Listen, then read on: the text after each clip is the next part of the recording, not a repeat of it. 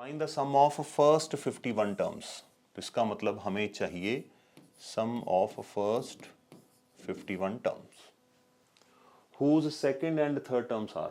तो इसका मतलब हमें दे रखा है यहां पर A2, second term is 14 and third term is given as 18।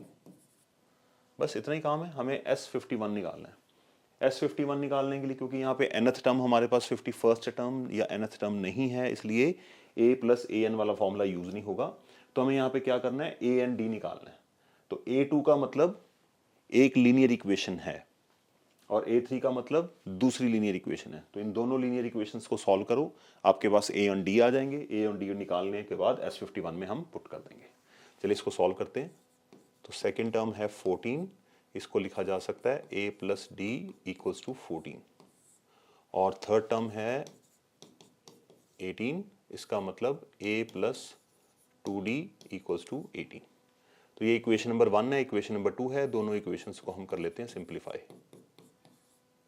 a plus d equals to 14।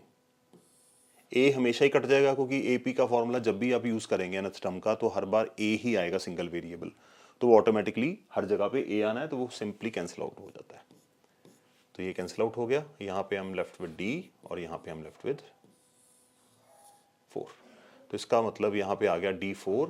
अगर d की वैल्यू यहाँ पे सब्स्टिट्यूट करेंगे तो a प्लस 4 इक्वल्स टू 14।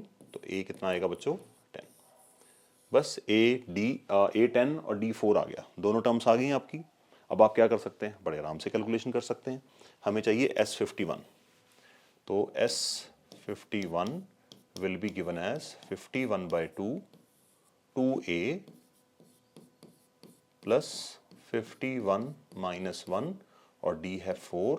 बस ये कैलकुलेशन हमें करके दिखानी है। 2 के साथ हम लास्ट में देखेंगे, अगर यहाँ पे कुछ इवन बच जाता है अंदर तो सिंप्लीफाई कर देंगे, या आप चाहें तो 2 को यहाँ पे कैंसिल आउट कर सकते हैं। 2 को यहाँ पे कैंसिल कर सकते हैं।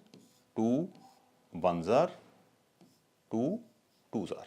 अगर आप ऐसे कैलकुलेशन कर लेंगे तो आपको अंदर मल्टीप्लाई करने की जरूरत नहीं पड़ेगी। और याद रखना, सिर्फ बच्चे 2 को 2 के साथ कट करके खत्म कर देते हैं, 2 ऐसे कट नहीं होगा क्योंकि 2 जो है वो दोनों टर्म्स की एडिशन के साथ डिवाइड हो रहा है। तो 2 इसके साथ भी डिवाइड करना है और 2 इसके साथ भी करना है।